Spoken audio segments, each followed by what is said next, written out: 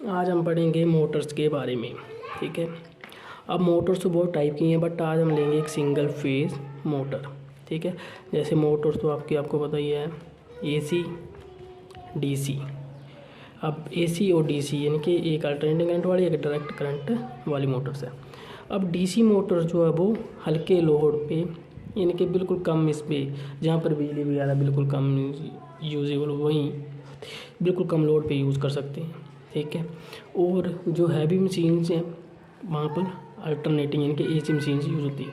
अब इसकी भी आगे दो टाइप्स होती हैं, एक सिंगल फेज एसी मोटर और एक 3 फेज एसी मोटर। ठीक है, अब सिंगल फेज मोटर जो है ये हमेशा हमारी यूज़ होगी डोमेस्टिक वर्क में, जैसे घरों में ब्लोअर्स हो गए, आपके फैंस हो गए, और आपकी जैसे फ्रिज वगैरह हो गए, वहाँ पर ये सिंगल फेज एसी मोटर। और इंडस्ट्रियल वगैरह, औद्योगिक जैसे हमारी बड़ी बड़ी मशीनें, जैसे बड़े बड़े कारखाने, वहाँ पर हमारी जो मशीन यूज़ होगी वहाँ पर होगी 3 फेज इंडक्शन मोटर। क्यों? क्योंकि हैवी लोड के लिए 3 फेज इंडक्शन मोटर यूज़ होगी, और लो लोड के लिए और हाई स्पीड के लिए single phase induction motor use होगी। ठीक है, अब आज हम पढ़ेंगे, आज का टॉपिक हमारा AC single phase induction motor, यानी कि AC single phase induction motor है क्या चीज़। ये है हमारी AC single phase induction motor. ठीक है, ये AC single phase induction motor जो होती है ये सेल्फ स्टार्ट नहीं होती है। वैसे कहने को तो सेल्फ स्टार्ट है, क्यों? क्योंकि देखो, जब भी हम फ़ैन का स्विच ऑन करते हैं तो वो ऑटोमेटिकली ही चल पड़ता है, और हर मशीन के लिए चलाने के लिए स्विच की ज़रूरत तो है, ये तो आपको पता है। तो इतना तो आप लोग बोल रहे होंगे कि 3 फेज मोटर सेल्फ स्टार्ट है, नहीं है, क्योंकि उसके लिए भी हमें अपने आप ही दबाना पड़ता है। वो नहीं चीज़, इसके अंदर एक टेक्निकल रीज़न है जिस कारण ये सेल्फ स्टार्ट है और नहीं है, वो आज मैं आपको अभी बताऊँगा। ठीक है, तो मेरी इस वीडियो को लाइक और शेयर ज़रूर करें, ताकि आगे जो भी मैं थोड़ा बहुत वीडियो इसमें डालता रहूँगा वो आपके के लिए यूज़फुल हो। ठीक है, तो अभी देखेंगे कि AC single phase induction motor self start क्यों नहीं होती है। देखो, सबसे पहले है कि हमें अगर एक फेज, एसी सिंगल फेज क्या है कि ये सिंगल फेज पे वर्किंग करती है, यानी कि सिंगल फेज पर ही वर्किंग करेगी।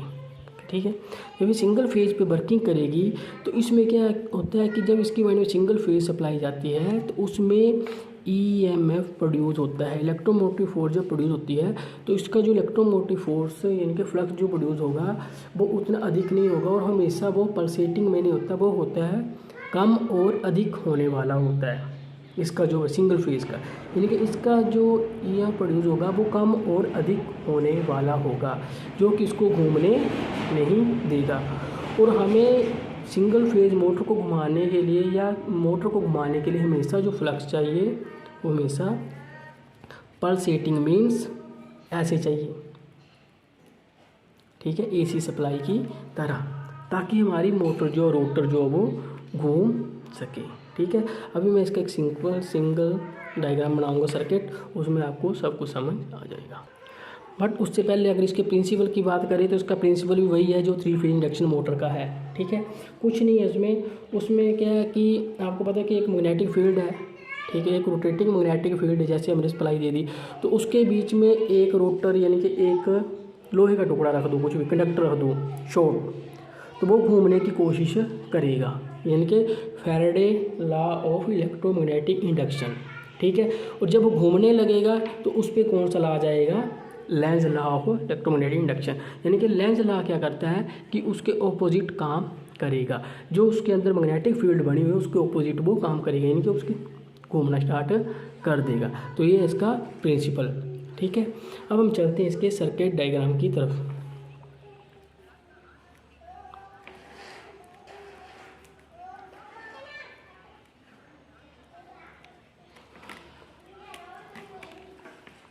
ये इसका रोटर आ गया और ये शाफ्ट है। ठीक है, ये इसका एन पोल है, ये इसका एस पोल है। ठीक है, अब ये इसकी सप्लाई है। अब इसमें क्या करेंगे, हम इसमें वाइंडिंग कर देंगे। ठीक है,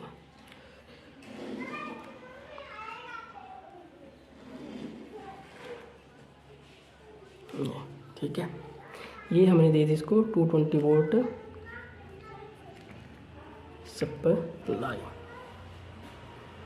अब इसमें क्या हुआ कि जब इसमें सिंगल फेज सप्लाई आई, देखो यहाँ से सिंगल फेज सप्लाई आई। ठीक है, ये इसका नॉर्थ पोल है और ये साउथ पोल है, यानी कि ये पोल्स हैं। ठीक है, ये इसका रोटर है। ठीक है, और ये इसकी शाफ्ट है। ठीक है, यानी कि एक पोल एन आ गया, एक पोल साउथ आ गया, और ये इस पर वाइंडिंग है जो की होगी।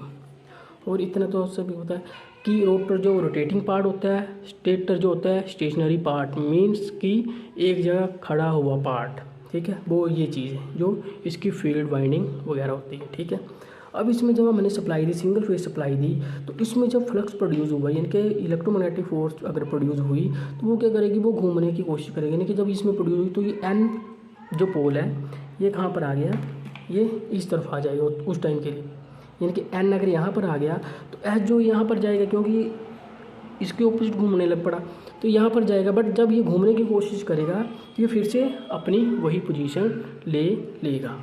तो ये क्या करेगा कंडक्टर कि थोड़ा सा रोटेट करने की कोशिश करेगा कि मैं घूमता हूँ, बट उसको घूमने के लिए उतनी फोर्स, यानी कि उसको उतना टॉर्क नहीं मिल पाएगा। उतना टॉर्क ये सिंगल फेज सप्लाई जो पैदा नहीं करती है। इस कारण हमारी सिंगल फेज जो मोटर है वो कभी भी नहीं घूमती। इसके लिए हमने क्या किया कि एक ऑक्सिलरी वाइंडिंग इसमें डाल दी, यानी कि इसमें एक फेज़ को हमने दो भागों में डिवाइड कर दिया। जब एक फेज़ को दो भागों में डिवाइड करेंगे तो उसमें आपका जो फ्लक्स वो पल्सेटिंग वाला प्रोड्यूस होगा और वो आगे पीछे होने वाला नहीं होगा, यानी कि पल्सेटिंग यानी कि एक जगह से दूसरी जगह घूमने वाला होगा, जिससे हमारा ये कंडक्टर जो है वो रोटेट कर जाएगा। ठीक है, अब इसके लिए फिर से थोड़ा सा ये करना पड़ेगा। ठीक है, मिटा देते हैं, फिर करते हैं इसका आगे। ये देखो एक पोल इसका यानी कि ये आ गया, एक पोल इसका ये आ गया। ठीक है, अब इसमें भी हमारी जो भी है वाइंडिंग जो वो चढ़ जाएगी। ये आ गया, ये आ गया, ये आ गया।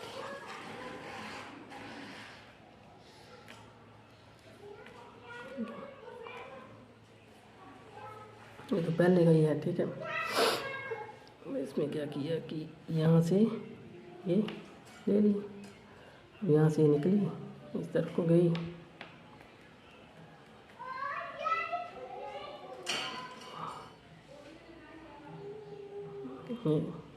इसके साथ यहाँ पर अटैच होकर यहाँ पर कर दो या यहाँ पर इसके साथ अटैच करके बाहर निकाल दो। ठीक है, अब देखो हमने इसमें क्या किया कि एक और वाइंडिंग, मतलब इसमें एक और वाइंडिंग हमने बीच में लगा दी, वो जो कि ये है, यानी कि आपका जो फेज़ है वो ये जा रहा है, यहाँ से डिवाइड हो गया ना, ये एक वाइंडिंग ये चली गई, इसको बोल लेंगे हम मेन वाइंडिंग। ठीक है, इसको मेन वाइंडिंग बोल देंगे। इसको क्या बोल लेंगे, इसको बोल लेंगे हम स्टार्टिंग वाइंडिंग, यानी कि मेन वाइंडिंग को हम रनिंग वाइंडिंग का भी नाम देते हैं। ठीक है, और ये बन गई हमारी स्टार्टिंग वाइंडिंग। अब इसमें क्या हुआ कि हमारा एक फेज जो है वो दो फेज़ों में डिवाइड हो गया। ठीक है, यानी कि इसकी आधी सप्लाई यहाँ पर आ गई, आधी यहाँ पर आ गई। अब इसमें क्या हुआ कि जब एक फेज़ दो फेज़ों में हमारा डिवाइड हो जाएगा तो इसमें क्या होगा कि इसमें भी वही मैग्नेटिक फील्ड प्रोड्यूस, यानी कि इसमें तो पहले से ही आपको पता फ्लक्स प्रोड्यूस हो रहा है। ठीक है, अब इसमें वही करना स्टार्ट कर दिया। जब इसने वही करना स्टार्ट कर दिया तो इसने क्या किया कि आपका जो अंदर कंडक्टर रखा हुआ, यानी कि रोटर रखा हुआ, इसने घूमना स्टार्ट कर दिया, यानी कि उसको स्टार्टिंग टॉर्क थोड़ा सा मिल गया। जैसे इसको स्टार्टिंग टॉर्क मिलेगा तो ये आपका क्लॉकवाइज डायरेक्शन में घूमना स्टार्ट कर देगा। ठीक है, उसी टाइम ये आपका जो है घूमना स्टार्ट कर देगा। बट उसमें क्या किया कि अब ये मेन वाइंडिंग, स्टार्टिंग वाइंडिंग ने तो अपना काम कर दिया, इस वाइंडिंग ने तो अपना काम कर दिया। ठीक है, अब स्टार्टिंग वाइंडिंग का काम क्या था कि मोटर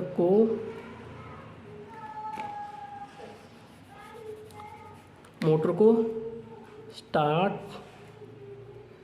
करना या चलाना। ठीक है, अब स्टार्टिंग वाइंडिंग ने तो मोटर को स्टार्ट कर दिया और चला दिया, बट अब रनिंग किसने देनी है? रनिंग जो है वो मेन वाइंडिंग करेगी। जैसे हमारी मोटर जो है स्टार्ट चल पड़ती है तो इसमें क्या किया कि एक यहाँ पर एक छोटा सा सेंट्रीफ्यूगल स्विच या फ्यूज लगाया होता है इस पॉइंट पे। ठीक है, यानी कि जब मोटर आपकी बंद होगी तो ये ऑन रहेगा, जैसे आपकी मोटर चलेगी और आपकी मोटर रनिंग कंडीशन में आ जाएगी यानी कि स्टार्टिंग हो जाएगी तो उसके बाद ऑटोमेटिकली ही ये स्विच ओपन हो जाता है और आपकी जो स्टार्टिंग वाइंडिंग है वो सप्लाई से दूर हो जाती है, यानी कि कट ऑफ हो जाएगी और आपकी जो है मशीन जो वो मेन वाइंडिंग के थ्रू रनिंग पोजीशन में चली जाएगी। इसी कारण इसको सेल्फ स्टार्ट बनाने के लिए इसमें एक ऑक्सिलरी वाइंडिंग का यूज़ किया गया है, यानी कि एक चीज़ को दो भागों में बांटा गया, यानी कि दो फील्ड प्रोड्यूस किए गए इसमें, एक ये चीज़ और एक ये फील्ड। ठीक है, यानी कि 4 पोल में इन्होंने दो फील्ड प्रोड्यूस की है, जिस कारण आपकी जो AC सिंगल फेज मोटर है सेल्फ स्टार्ट बन पाई। ठीक है, अगर आगे कोई क्वेरी हो तो कृपया शेयर करें।